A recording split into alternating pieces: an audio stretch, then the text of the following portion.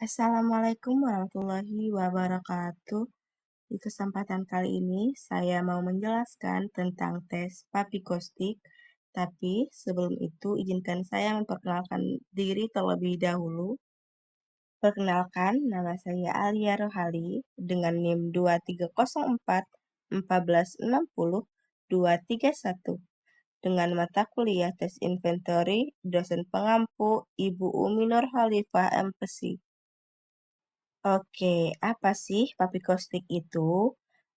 Tes PAPI atau singkatan dari Personality and Preference Inventory adalah alat tes kepribadian yang dikembangkan oleh Makostik pada tahun 1963.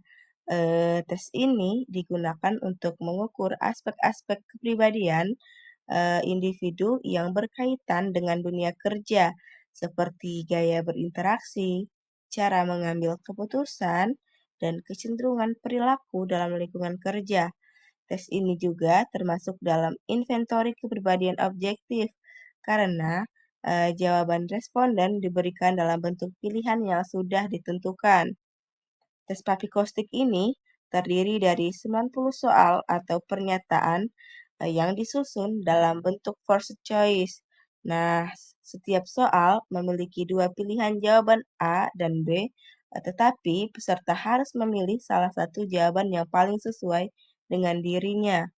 Nah, pilihan A diwakilkan dengan tanda panah seperti di PPT ini, dan pilihan B diwakilkan dengan tanda panah seperti di PPT ini. Oke, selanjutnya yaitu ada faktor yang diukur. Dalam tes papikostik mengukur 20 aspek kepribadian yang dikelompokkan ke dalam needs dan rules. Kelompok needs yang pertama itu ada L, peran pemimpin. Ada juga P, kebutuhan mengatur orang lain. I, peran membuat keputusan. F, kebutuhan membantu atasan. Dan W, kebutuhan mengikuti aturan dan pengawasan. T, peran sibuk. P, peran penuh semangat. R, peran orang yang teoritis. D, peran pekerja dengan hal-hal yang rinci. C, peran mengatur. Nah, kelompok dari rules yaitu X, kebutuhan untuk diperhatikan. B, kebutuhan untuk diterima dalam kelompok.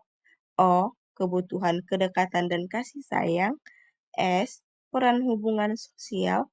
N, kebutuhan menyelesaikan tugas. A, kebutuhan berprestasi. G, peran pekerja keras. Z, kebutuhan untuk berubah. K, kebutuhan untuk agresif. Dan E yang terakhir yaitu ada E, peran pengendalian emosi. Selanjutnya ada administrasi tes. Yang pertama ada persiapan sebelum pelaksanaan tes. Dalam tes papikostik memerlukan persiapan teknis dan etis yang matang. Semua perangkat seperti soal, tautan, tes, ruang, dan petugas harus siap. Perang peserta juga diberi pemahaman bahwa tes ini untuk asesmen perilaku kerja, bukan tes pengetahuan, agar mereka merasa nyaman dan tenang.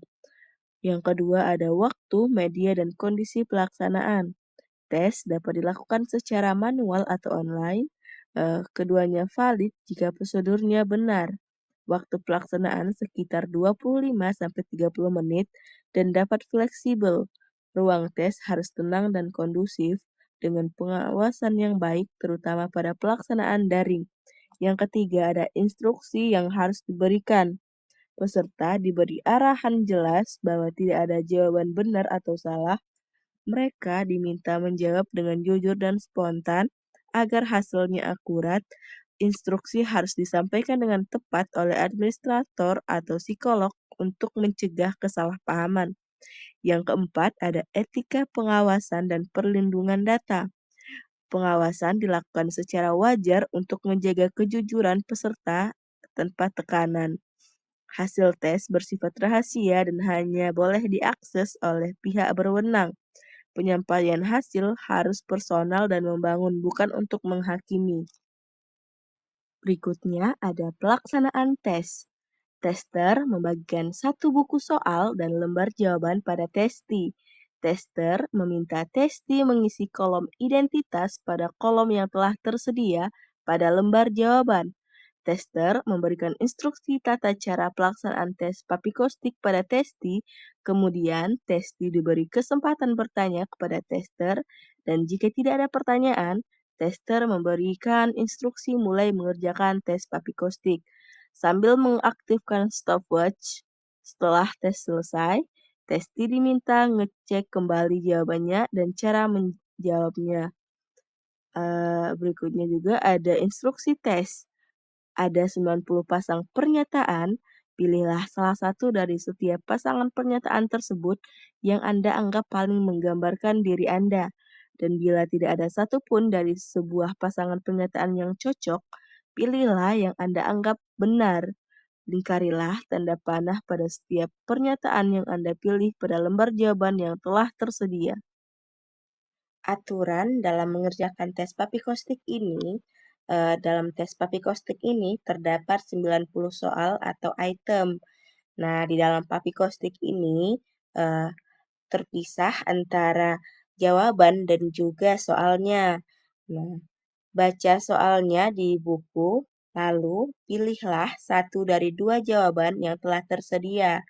Nah, pilihlah jawaban yang menurut kamu benar-benar menunjukkan karakteristik pribadi kamu. Cara menjawabnya, eh, jika kamu memilih jawaban A, diwakilkan bisa melihat dari ditunjukkan oleh tanda panah A warna hijau ini pada PPT, dan jika kamu memilih eh, B, bisa dilihat dari contoh PPT yang berwarna merah ini. Selanjutnya yaitu ada prosedur scoring tes papikostik. Yang pertama ada menghitung skor peran, yaitu dengan menjumlahkan anak panah yang dilingkari, baik yang horizontal maupun yang vertikal sesuai dengan arah tanda panah. Yang kedua ada menuliskan jumlah skor pada masing-masing kotak skor di bawah huruf G, L, I, T, P, S, R, D, C, E yang telah tersedia pada lembar jawaban. Yang ketiga, menghitung jumlah skor peran seluruh kotak skor secara horizontal dan jumlah skor harus 45, tidak boleh lebih. Karena pada dua kategori tadi harus skornya 45-45 sehingga hasilnya 90. Yang keempat, menghitung skor kebutuhan yaitu dengan menjumlahkan anak panah yang dilingkari baik yang horizontal maupun vertikal sesuai dengan arah tanda panah. Eh, yang kelima, menjumlahkan jumlah skor pada masing-masing kotak di bawah huruf N, A, P, X, B, O, Z, K, F, W yang telah tersedia pada lembar jawaban. Yang keenam, menghitung jumlah skor pada seluruh kotak skor kebutuhan secara vertikal dan jumlah skor harus 45. Sama kayak yang aku jelasin tadi bahwa yang dua kategori tadi harus mendapatkan skor 45-45 karena soalnya cuman eh, karena soalnya hanya 90. Jadi 45-45 sehingga hasilnya 90. Ah, dan yang ketujuh yaitu memindahkan setiap skor pada lembar jawaban ke lembar scoring sesuai dengan setiap huruf pada aspek peran dan kebutuhan dengan cara melingkari angka di dalam lingkaran. Dan yang kedelapan yaitu membuat garis penghubung antara angka yang satu dengan angka lainnya sehingga terbentuklah sebuah diagram pada lembar psikogram yang telah tersedia. Dan selanjutnya ada interpretasi, yang dimana setelah grafik terbentuk dan skornya dihitung tadi, tahap berikutnya adalah menafsirkan makna kepribadian kerja berdasarkan hasil tersebut. Eh, yang pertama, lihat pada tinggi rendah skor antara faktor, bukan satu faktor saja. Dan yang kedua, bandingkan kebutuhan dengan peran. Apakah seseorang menunjukkan perilaku yang sejalan dengan kebutuhannya?